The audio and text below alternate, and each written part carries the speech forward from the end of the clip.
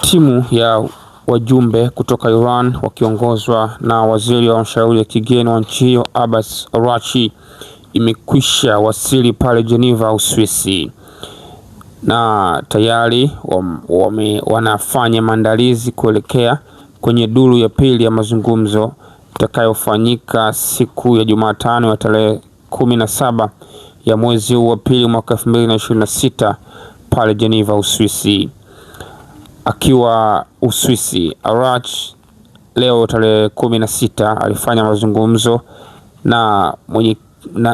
na mkuu wa tume ya nishati ya atomiki IAEA Rafael Grossi, kabla ya mazungumzo rasmi na wajumbe kutoka Marekani.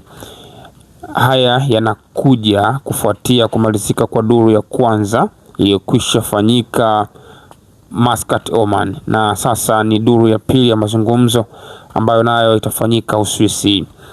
Kwa mazungumzo haya pia yatawakutanisha wanadiplomasia na wajumbe wa Marekani wakiongozwa na Steve Witkoff, mjumbe wa Marekani eneo la Mashariki ya Kati, pamoja na Jared Kushner, mkwe wa Rais Donald Trump.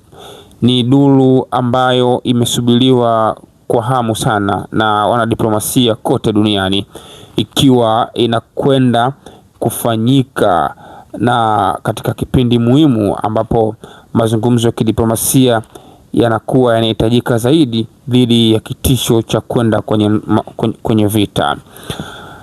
Mazungumzo haya ni ya pili na yanatarajiwa pengine yanaweza katoa mwangaza mkubwa kufikia suluhu ya kudumu dhidi ya kuwepo kwa mzozo wa muda mrefu kati ya Iran na Marekani.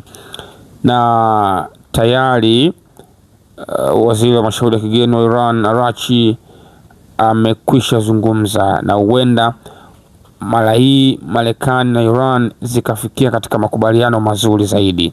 Ziko taarifa kutoka kwenye vyanzo vya kuaminika kutoka Tehran ambayo inaeleza kwamba Iran ina uelekeo mzuri wa kufikia katika suluhu ya kidiplomasia, na Iran wamejiandaa pia kuweka makubaliano ya kupunguza ama kuondoa vikwazo kati ya Iran na Marekani.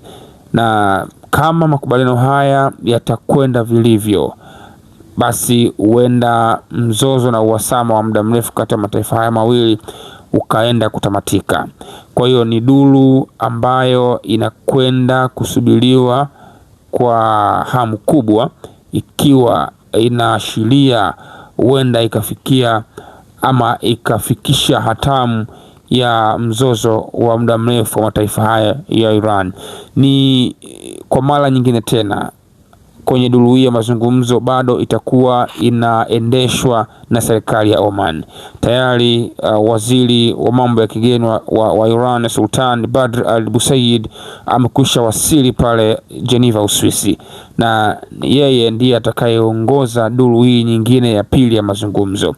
Na Uswisi pia imechaguliwa kama taifa jingine ambalo alifungamani na upande wowote. Ni taifa lina uhusiano mzuri na Iran, lakini pia hata balozi za Uswisi kule nchini Tehran zinafanya kazi. Kwa hiyo ni wazi kwamba chaguzi ya kufanyika kwa mazungumzo haya ya kidiplomasia pale Uswisi imekuwa ni chaguzi inayoendana sawia na ile iliyofanyika kufanya mazungumzo pale Oman, Muscat.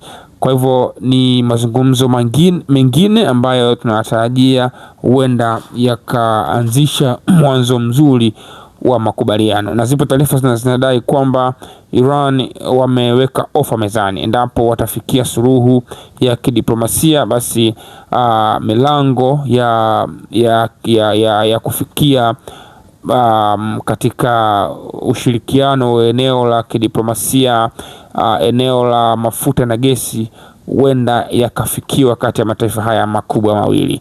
Kwa hivyo tusubiri tuone namna ambavyo duru hii itakwenda kufanyika. Na tayari Irani wao wameendelea kusimamia eneo lao. Wapo tayari kufanya mazungumzo kuhusiana na urutubishaji wa madini ya uranium na kupunguza kiwango cha uzalishaji wa urani. Kumbuka mpaka sasa Iran inasadikika imekwisha irutubisha 60% ya uranium, na kwa mujibu wa mikataba ile ya NPT, manake Iran itakiwa izalishe kiwango cha uzalishaji wa asilimia 3.67 ambacho kitatumika kufanya matibabu kwenye eneo la mionzi, kwa maana ya matumizi ya uranium kwenye matibabu ya mionzi, lakini pia inatumika pia kwenye matumizi ya uranium kwenye eneo la nishati na umeme.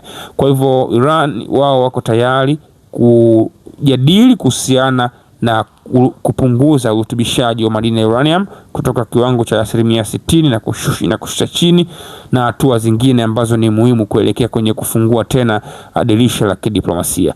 Lakini msimamo wao dhidi ya makombola pamoja na uungaji mkono wa makundi ya kikanda ya Hezbollah na Hamas, bado Iran wameendelea kusimamia msimamo wao kutojadili kuhusiana na hoja hizo. Kwa hivyo ni mazungumzo ya duru ya pili ambayo yanaonekana pengine yanaweza yakatoa mwangaza hasa na kufungua taswira nyingine ya kidiplomasia kati ya mataifa haya makubwa mawili. Kwa hiyo tunakusihi uendelee kuwa karibu na Nchi ya Digital, itakuwa inakuletea taarifa za mara kwa mara kuelekea mazungumzo haya ya kidiplomasia ambayo yanakwenda kufanyika kwa mara nyingine tena pale Uswisi, ikiwa kama ni duru ya pili ya mazungumzo. Ninakushukuru sana na endelea kubaki nasi kwa taarifa nyingi. Asante sana, karibu.